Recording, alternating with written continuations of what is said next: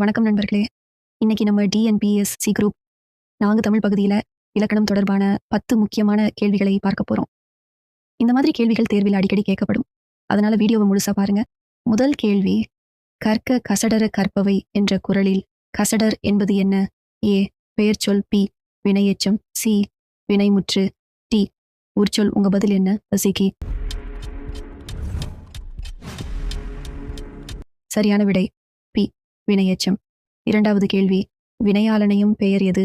ஏ ஓடுதல், B ஓடியவன், C ஓடுகிறான், D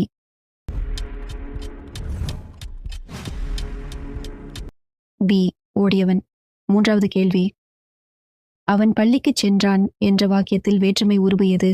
ஏ அவன், B பள்ளி, C கு, டி சென்றான். சரியான விடை சி கு. நான்காவது கேள்வி, மரம் டாஷ் மரங்கள் என்பது எதை குறிக்கிறது?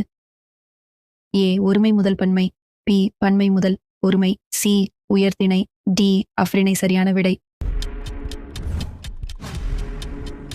ஏ ஒருமை முதல் பன்மை. ஐந்தாவது கேள்வி, தமிழ் என்ற சொல்லில் எத்தனை எழுத்துக்கள் உள்ளன? ஏ 3, பி 4, சி 5, டி 6. சரியான விடை ஏ 3 எழுத்துகள்.